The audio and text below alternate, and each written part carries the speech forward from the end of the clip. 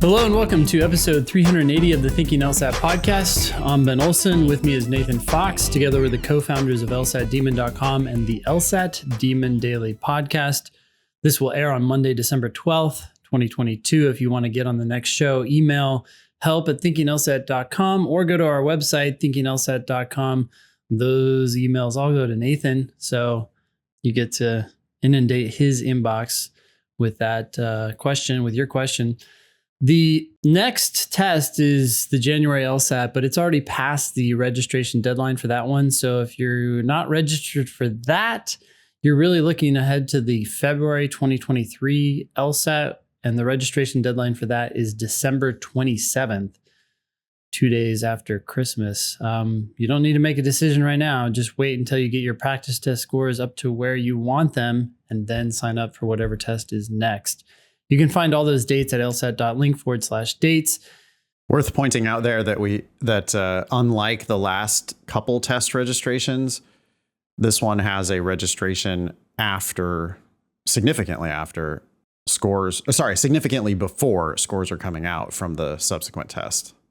The January test scores don't come out until February 1st. So if you want to take the February test, you're going to have to sign up way before you even take that January test. Yep. Not the end of the world. I mean, if your practice tests indicate that you're ready, then you should probably sign up. But worst case, you withdraw. If you're taking that January test, the strategy, well, I guess there's no rush, at that time of the year, because we've got January, February, March, and April.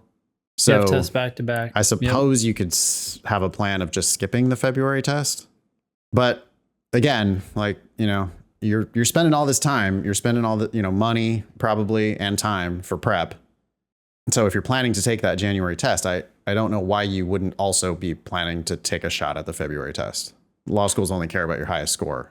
Why wouldn't you take it again? Absolutely. But yeah, you don't have to decide whether you want to sign up for that until late December. And if it's your first attempt, then yeah, the January score thing has nothing to do with it. Yeah, so in 3 days, you're going to be teaching a class on Thursday, December 15th. The title is Surrender to Win. That's going to be at 4 p.m. Pacific, 7 p.m. Eastern. It's a free class, so anyone listening to this can attend. What are you going to ask them to surrender to?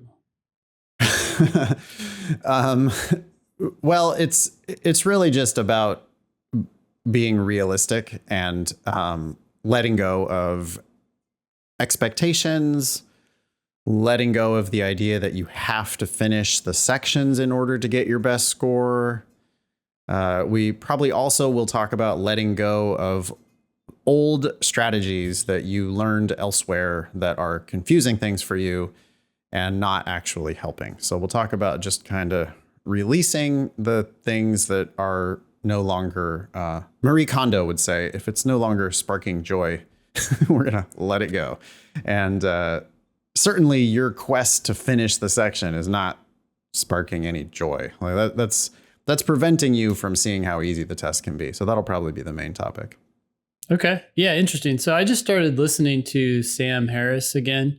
Me too. And doing his meditation app, Waking Up. Mm-hmm. And I don't know if he's updated his meditation since the last time I listened to him, but one thing that's sticking out to me is his discussion of ideas and just how they frame so much of how we interact with the world and what the world is today. And as you were talking about that, I was thinking a lot of these things that we have to surrender are these ideas or beliefs that we've picked up from somewhere. Who knows where the fuck they came from, but things like, hey, I have to finish, right? That's the super common belief that everybody seems to start with. It's like, oh, my problem is time. They say those exact words over and over, not knowing that thousands of people have said the exact same thing as they did just 2 months ago, and now are smiling in the Zoom cameras going, that's not your problem. Yeah. Well, so the idea for the class actually did come from one of our students. It came from the chat in one of my classes, I think it was. And Abigail, I think, noticed that, or whatever. I might be confusing two different things because teacher Lily made a note as well about surrendering. But one of the things was, Kaplan students who have really bad, unproductive, confusing ways of thinking about the test.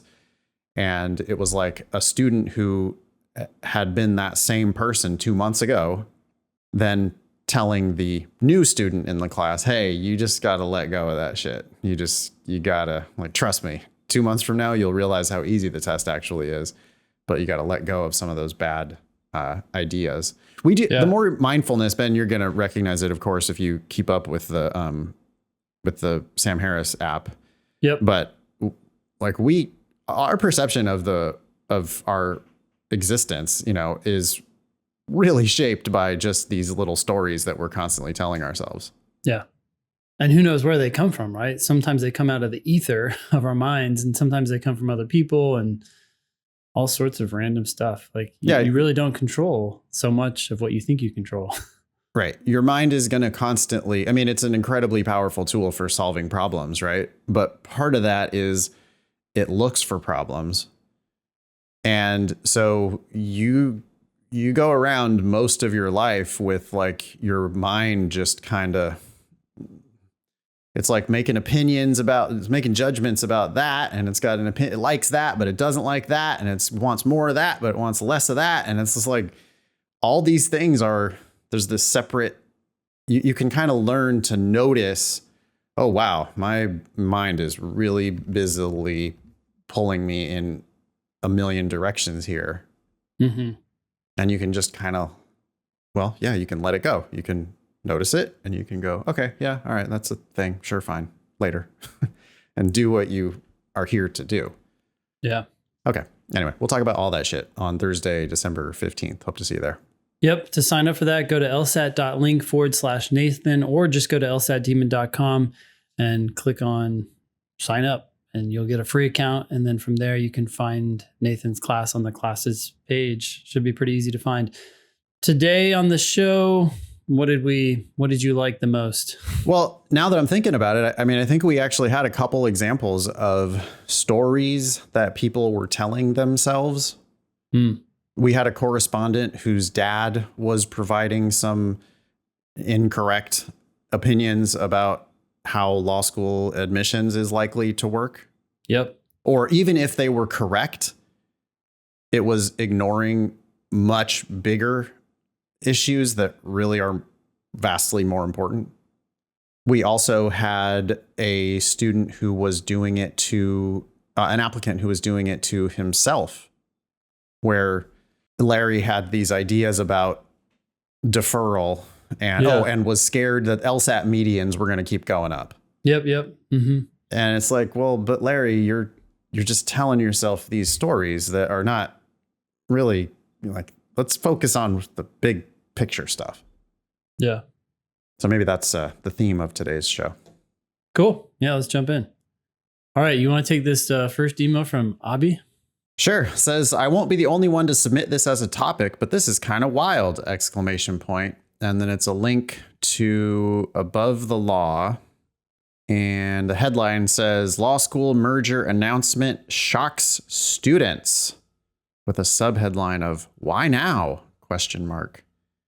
This is from Joe Patrice, who I actually really enjoy on the Above the Law podcast. And it's about Penn State Dickinson.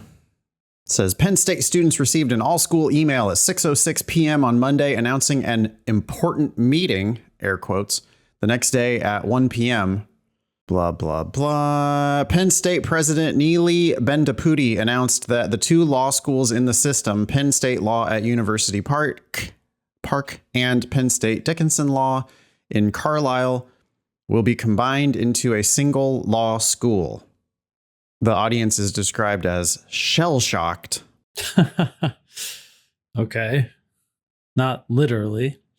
When you read deeper, there's this quote down here that I thought was kind of funny. This is from the Penn Live article. I guess Penn Live is probably a Penn student website or something. Yeah. And it says, Penn State believes it has two good law schools. It would like to have one excellent one. And then Joe Patrice continues and says, That's not how this works. If you combine one law school ranking in the high 50s and another law school ranking in the low 60s, you get probably just one law school in the high 50s. Or lower, because now you're getting like the averages of, student to faculty ratios and whatever else that they consider. Yeah. I mean, or it just depends how you do it, right? If you combine the two schools together and stop admitting so many students, then your ranking will go up. If you combine the two schools together and start admitting the same number of students without the same amount of resources, like if you're doing this to cut staff and cut facilities and cut expenses, then the combination of two okay law schools could definitely result in one slightly less okay law school. Yeah. Well, they are competing with themselves on some level, right? To the extent that the legal or the law school market is local. I would imagine that even if these campuses are an hour or two away from each other, they're probably still the primary competition for each other. Yeah. Anyone who's applying to one would probably be foolish not to apply to the other. What, you're not willing to drive another hour for a $300,000 legal education? Probably not. So yeah, it's like two McDonald's too close. You got to cut one of them. Yep. And it looks like they're maybe gonna sort of de-emphasize the main Penn State location and build the new unified law school around Dickinson's Carlisle location. I've never been to Carlisle. I've never been to Penn State anywhere, but anyway, looks like they're doing that. Abi said that he thought that this would be sent in by many people. Actually, this is only one. You're the only submitter, Abi. But Abi says Dickinson is the name associated with aggressive full tuition scholarships and has been discussed in the past. Yeah, we have talked about Dickinson on the show a lot.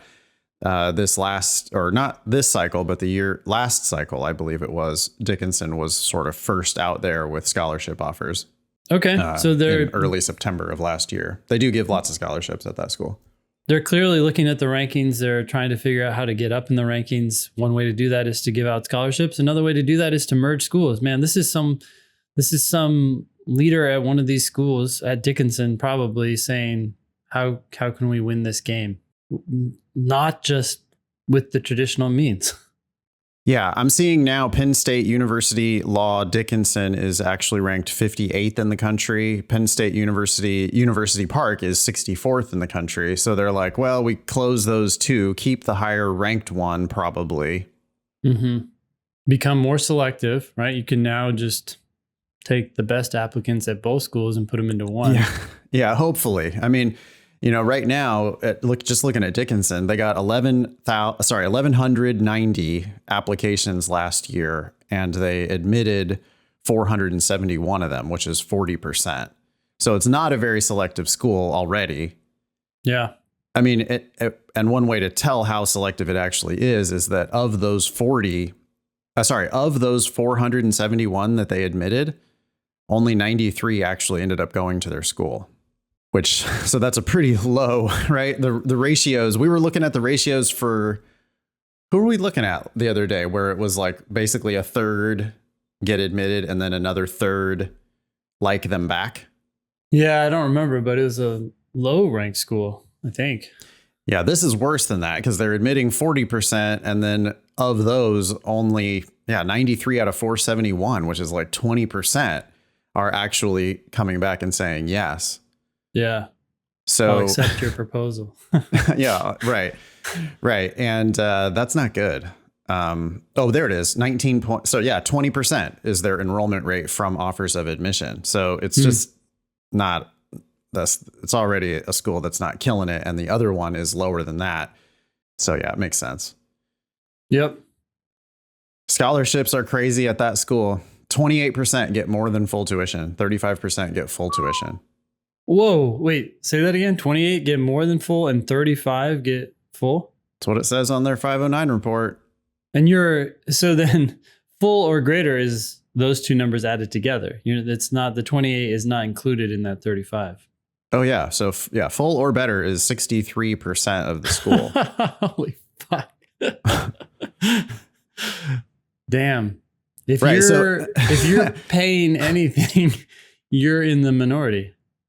Yeah, of the 93 people who decided to go to their school, yeah, they made offers to 471 people. 93 of them said yes. Of the 93 that said yes, more than half of those are going to the school for free. Wow. Of the 93 who said no, yeah, it's like less than half. So it's like, I don't know, 35 of them.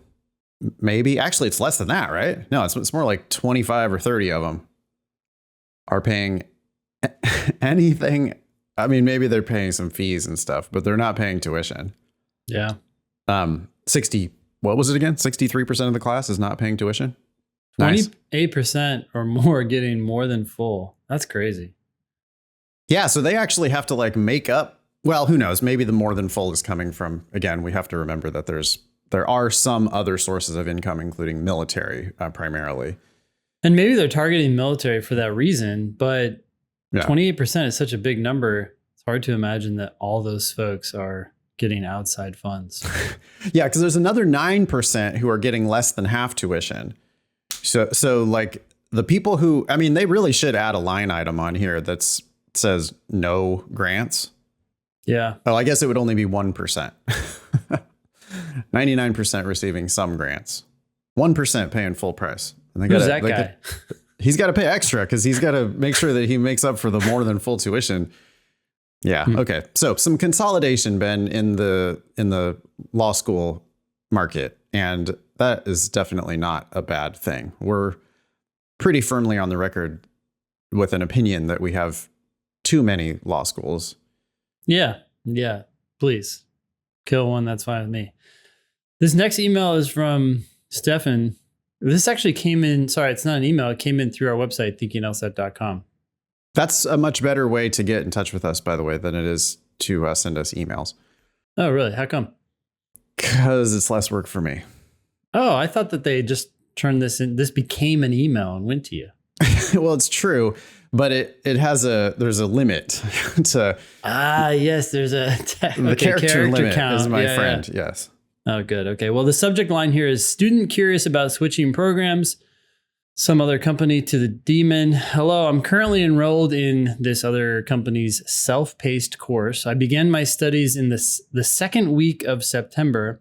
My initial plan was to enroll in this company's 170 plus course. That's interesting. I wonder if they're promising you that you'll get above a 170. We have no idea. Beginning in mid-December to prep for the April LSAT. I promise I'm not an idiot. I'm well aware of the fine print and circumstances around the 170 plus guarantee. Oh, so there is some sort of guarantee, obviously with a lot of caveats. Recently, I discovered the Demon podcast and have been really intrigued by your guys' overall approach and philosophy.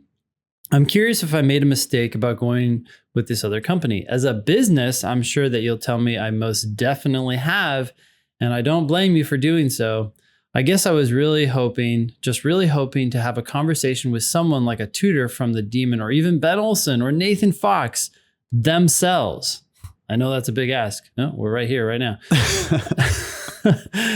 About if that's a good idea to even consider switching programs. I'm a motivated and dedicated student and that has aspirations of scoring in the 165 to 170 range. I'm serious about studying for the LSAT, but could use some guidance. It's a no-brainer to switch. I mean, you've already spent money on an inferior program. Oh, sorry, you're in a self-paced course, and you were considering, I guess, additionally doing their 170 plus course. It's like the first one didn't get you there, so the second one will, with a guarantee. I really don't like this idea of a course that's so dumb. Offering a 170 plus guarantee. I mean, we hope that for everyone who signs up for the Demon, but I don't know. That's just a strange selling point. But okay. Yes, you should switch. We will make the test easier for you. Like, you'll get more out of your study time with us. Yeah. I know we're biased, but we've seen these other programs and they're just not as good. They don't understand that the best way to get good at this test is to simply try to understand it and not get all caught up in theory and these weird whack-a-mole ideas that mess you up. Whack-a-mole? I made that up. What the hell is that? Well, I was thinking of like, what's that game, whack-a-mole? Whack-a-mole. Yeah, where you're trying to like hit things, but you can't quite hit it on the mark.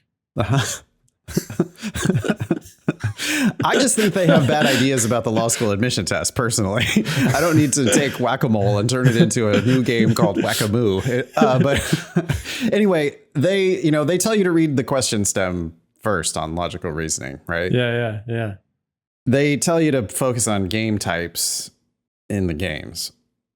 Both of those are real bad advice. So it's just, I don't think they understand the test or how to teach it as well as we do. So I would give us a shot. Also, we're monthly, so you can come over and give us a shot for a month instead of committing to some big ass. I'm sure it's like really expensive to sign up for their 170 plus guarantee class. And in 1 month, I think we'll blow your mind. So I would really just give that a shot.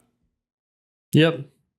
Also, if you do end up talking to any tutors here, they are all former Demon students and podcast listeners. So They can just tell you what their experience was. And I think you'll be persuaded. And you really don't need to schedule an appointment with anybody. I mean, come to one of our free classes. Ben and I each taught free classes last week. The next one coming up is on Thursday, December 15th with me. You can go to lsat.link/Nathan to check it out. But I do a free class every other Thursday, 4 p.m. Pacific, 7 p.m. Eastern. You can come to that and you can ask me whatever question you want. Otherwise, just email our help team, help@lsatdemon.com, and ask them questions.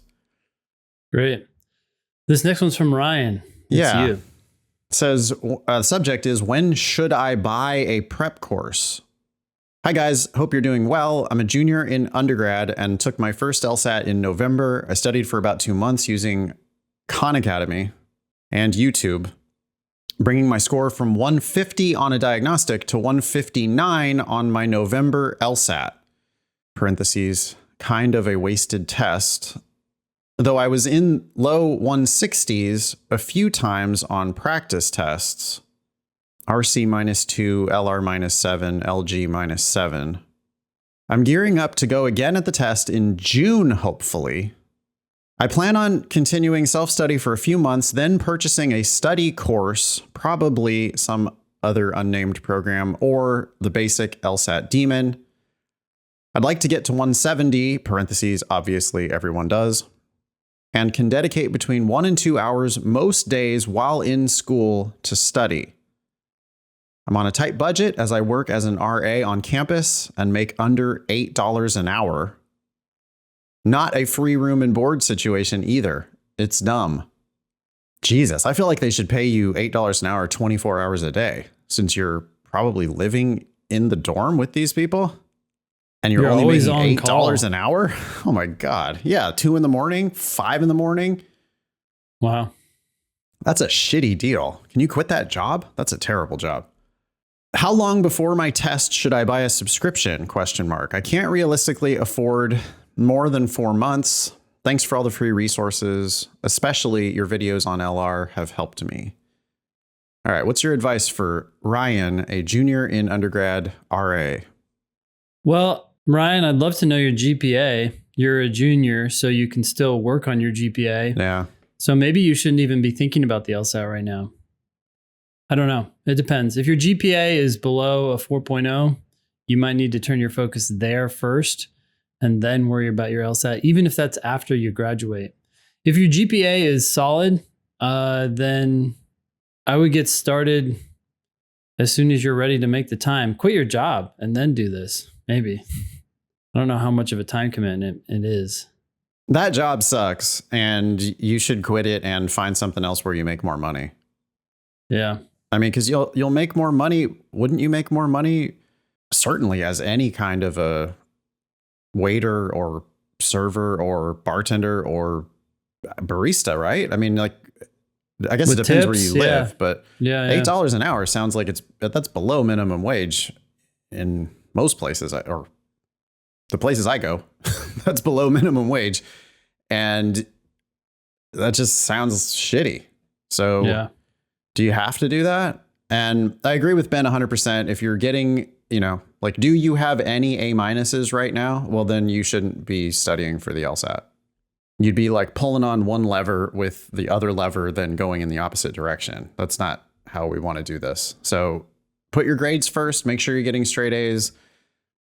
Then if you are getting straight A's or you've already graduated and you have an hour or two a day to prep, I think you should just go ahead and sign up for 1 month and see where you're at. It was crazy of you to take the November LSAT. I mean, you did not prep properly. 150 diagnostic is awesome, but you only improved to a 159. You said you were in the low 160s a few times on practice tests. That's not good enough for somebody like you to justify taking the official test. Not when you started with a 150. I mean, I think you should have been like, well, I got to score in the 170s before I take an official test. Yeah. I mean, you also lost that $200 that could have got you 2 more months of basic. I think time is your biggest asset here, and you need to use it wisely.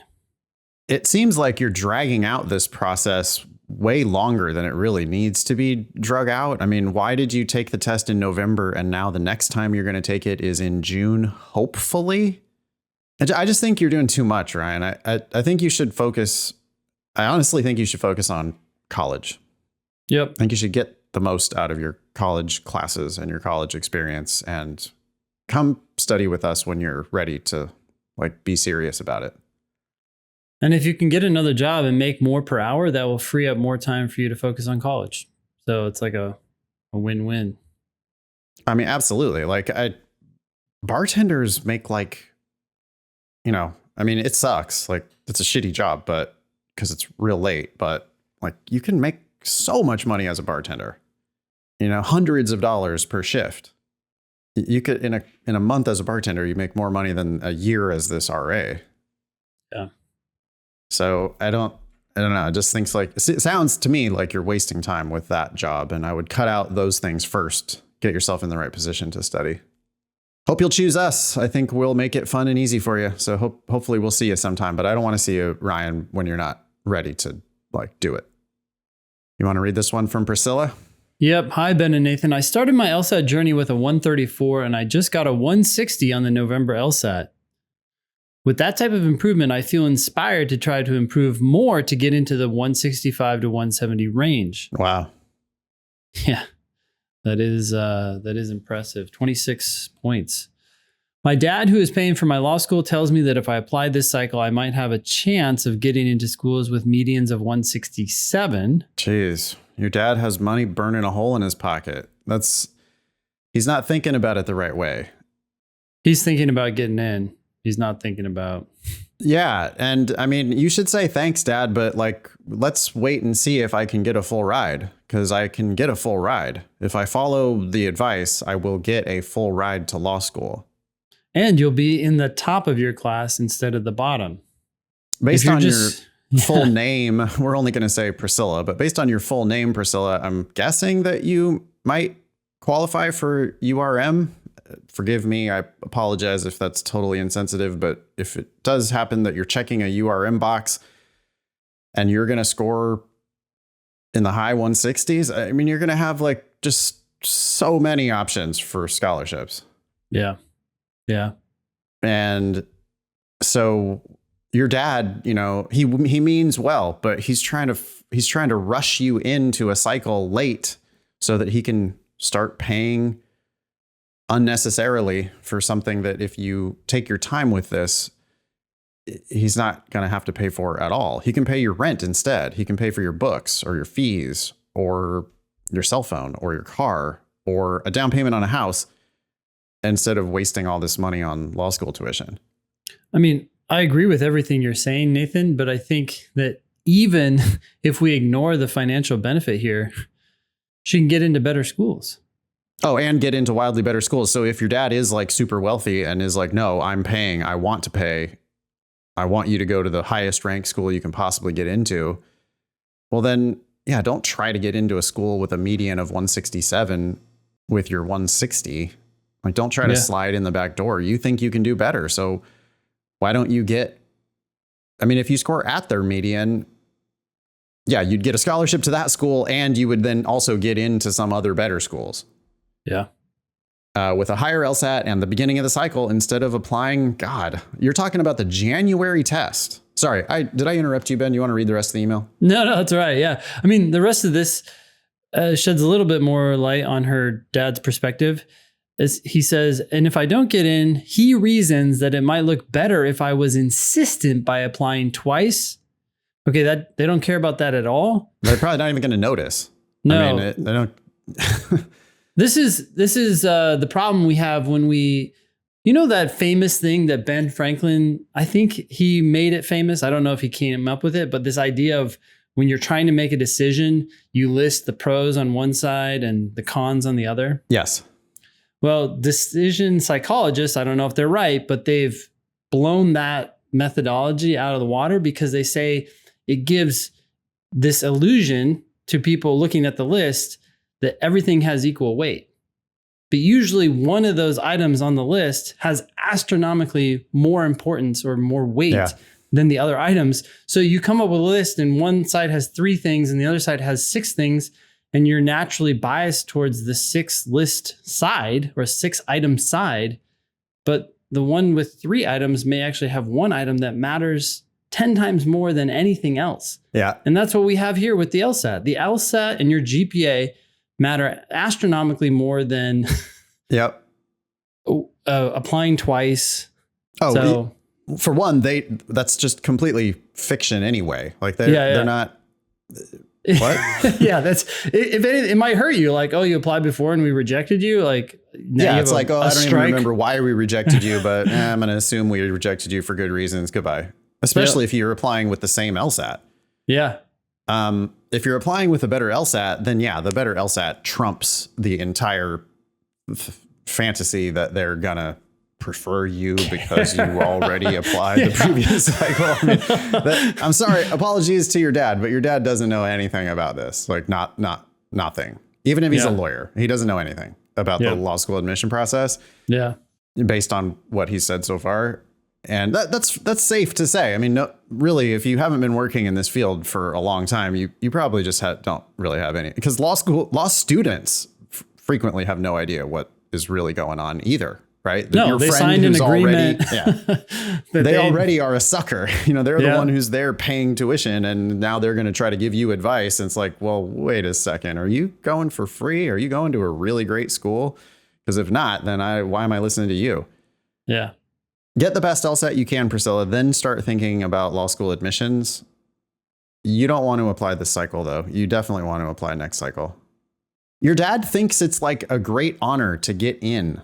And the law schools, they take every opportunity to make it look like that's the case.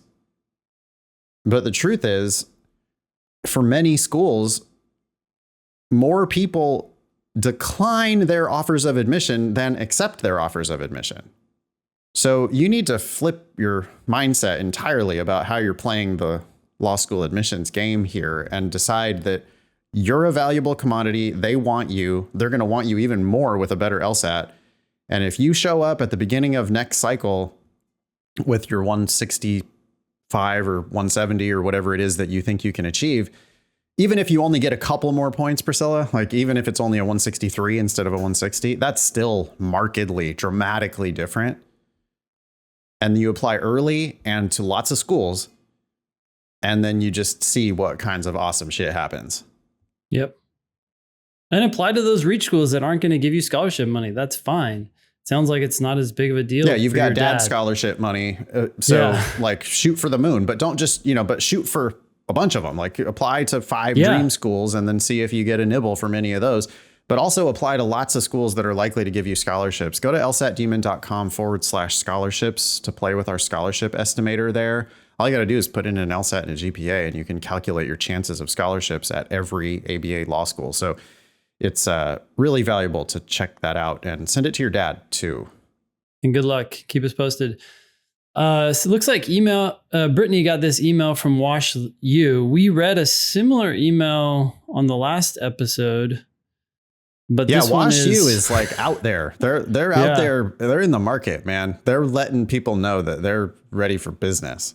Yeah. Because they're like sending out these emails all over the place. So Brittany, who is, boy, how would you describe what Brittany does for us? Keeps the ship afloat. I was gonna say she's a fixer, but you know that has some. She is. She's brutal. like a. Wait, can I make a volleyball reference? Volleyball, I don't really understand, but there's a libero in volleyball. Libero, yeah, libero. Sorry, yeah. libero. I've only read it, I guess. She's like the libero. Yeah. She's running around all over the place, diving. I saw a highlight the other day that was badass where this chick dove over a table behind the court. She like dove over it to make this amazing save. And then like on the very next play, she was back in the play somehow. She so scrambled back. Yeah, that's Brittany at LSAT team. Man. Yeah. Anyway, yeah, she found this email from Wash U. It says, each student is unique. Every scholarship is customized. So this is very similar to they were talking about the customized scholarships with that was in the low income thing that they sent out. Yeah. Yeah. But they were continuing to say every scholarship is customized. And so here we got admitted students will discuss their priorities and goals for their customized scholarship award with a member of our team. The holistic award may include childcare funding, mentors, research assistant positions, conference funding, and more. You know, I can see this as being so genius. So there's a couple things going on here. One, think about Dean Z at the University of Michigan, right? She's out there saying, hey, like, don't expect a scholarship. Not everybody gets a scholarship. Don't think of this as a negotiation. It's very, I don't know. It's trying to pretend that this scholarship game isn't going on as much as it is, right? And WashU's taken their gloves off and said, yo, we're going to play this game and we're just going to go out swinging and we're going to say, yep, we're doing scholarships and we're going to give them to you, which seems like they're willing to give out a lot of money, right? And I think that they are on some level. At the same time, I think this is genius because if someone comes into their office and says, oh, you know, I don't know if I can do law school. I'm so concerned about childcare. And like, oh, don't worry, we'll cover your childcare. And that makes the person happy and they sign up, cha-ching, they just won. Because like some of these costs, right, are so small compared to the cost of tuition that if they can cover that for you and make you feel at ease, then they just won. It's like Kramer. Sorry for the Seinfeld reference for all of the not old people who listen to this podcast. But do you remember, Ben, in Seinfeld when Kramer, it was something, I forget what happened, but it was like he was suing a Starbucks equivalent for something or other. And he was, I don't remember that episode, although I've seen so many of them many times. Yeah. Well, he was clearly in the right. And he goes and has a meeting with like the, you know, I don't know if it was counsel or the president or whatever. And they give him some like candy or something. What did they give him? No, the president is ready to offer him a settlement. Yeah. But he starts with, okay, so what we're going to offer you is free lattes for life at whatever. And then he's about to say, and $250,000 or whatever. Kramer just goes, I'll take it, stands up, I'll take it, reaches across the table to shake.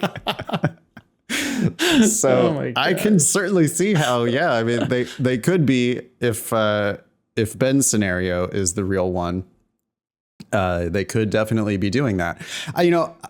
Because they're going to talk to you first. Look, this says their holistic award may include childcare funding, mentors, research assistant positions. Oh, you need help? You want a job here? We'll give you a job. Gosh, they're going to have to pay for that job anyway. Yeah. And I mean, I got to say that I just recently heard back from one of our Rockstar recent students. She was with us over the summer and just killed it and applied early, took all of our advice, applied early.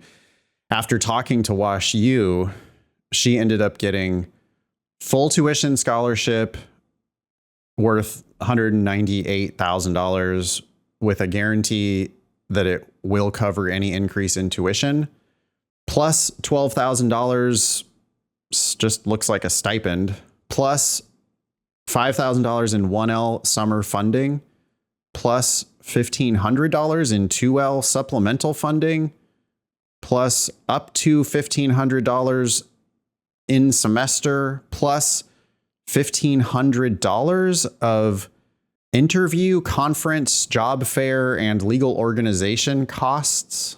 Holy fuck. They are like taking money from whoever's paying something close to full and shuttling it over. I mean, we talk about discounts all the time, but when they're giving you stipends, they have to give you actual cash, which they have to get from somewhere. Yeah.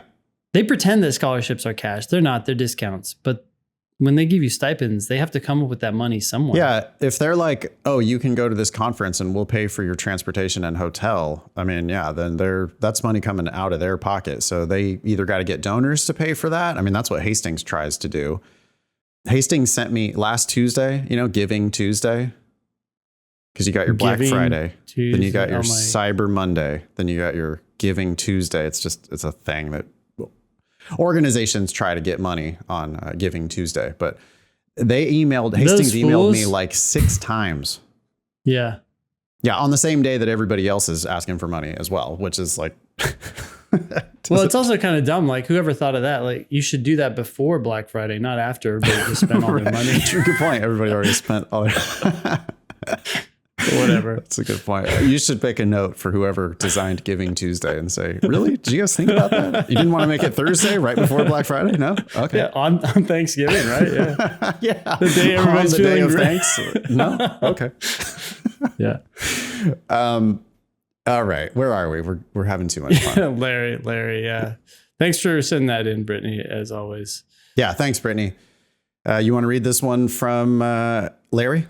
Absolutely. Thank you all. Thank you for all your LSAT tips and advice! ! I'm looking for some advice with the application process. I would love to attend a top law school starting in the fall of 2024 for the least amount of money, period. Okay, great. Cool. Sounds good. I just scored a 174 on the November LSAT and I have a low 3.9 GPA. It's funny, man. It happens all the time. Like, people think 3.9 is low and then somebody else will think that a 3.3 is great.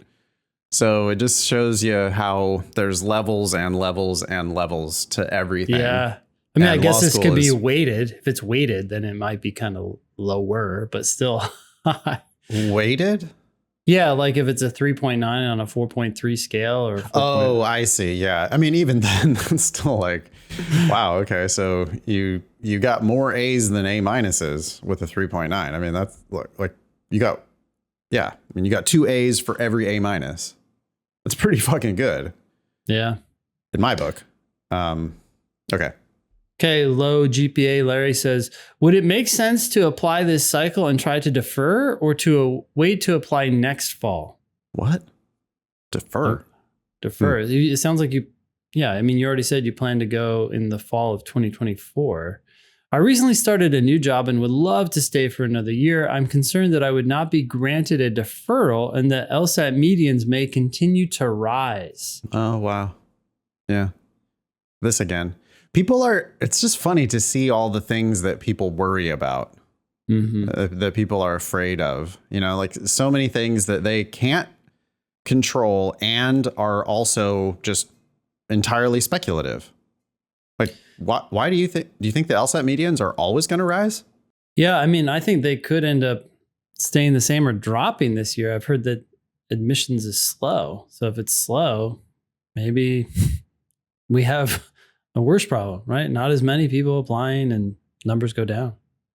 We just don't know. But I mean, one thing we know for sure is that the makers of the test are not going to allow the median to go to 180. The makers of the test are going to make it so that there always is a range of outcomes from all the people who take the test. So if online prep, the LSAT Demon has made it vastly easier to improve your score on the test a lot, which it has, well, then they're going to have to make the test harder at some point. So I don't know. I think Larry is just like, that's really, monsters under the bed kind of thinking. And he's worried that he won't get a deferral, don't apply? Like, what? Definitely makes no sense to apply now if you don't want to go right now. Yeah, you're applying late. Apply early next cycle. You don't have to worry about the deferral, and you can be the first in the door. Yeah, that's an absolute no-brainer, Larry. And also, I mean, how many times did you take the LSAT? Do you have any attempts left? 174 is great, but 175 is better. And I mean, I promise you that if you show up with a 170, well, hey, look, 174 and apply next September is guaranteed better than 174 apply right now. 175 next September is dramatically better than 174 apply right now. So, you know, no downside to taking the test again. You want to stay in your job for another year. Yeah, slam dunk. Like, apply September of next year and consider taking the LSAT again. And heck, maybe your job will lead to some other opportunity that will save you from the hell known as law school. Maybe you will have an epiphany in between now and then. You know, maybe your job will like take off. I mean, consider what happened to me, right? My business, you know, I was 32. God, yeah. I was 32, I think, when I started teaching LSAT. So I didn't find my thing until my mid 30s. I was already in law school at the time when I started my little LSAT prep company, and it took off. And by the time I graduated from actual law school, I was sitting there going, well, I have a JD. I could take the bar. I could practice law, but I have this vastly better thing that I could do instead. A thing that I love. It's way more flexible. I don't work nearly those kinds of hours. It's just a way better thing for me to do. So I'll do that. Larry might already have that thing. He might already be at that job that's going to lead to those kinds of epiphanies about his life. Yeah. Why not just make the most of it at that job for another year? See what happens. Yeah. Good luck. All right, be LSAT famous. Get on an upcoming show by emailing help@thinkinglsat.com. If you have questions about the LSAT Demon, email help@lsatdemon.com. You can also check out our other podcast, LSAT Demon Daily. That was episode 380 of the Thinking LSAT podcast. Thanks all y'all for listening. Nice knowing you. Don't pay for law school.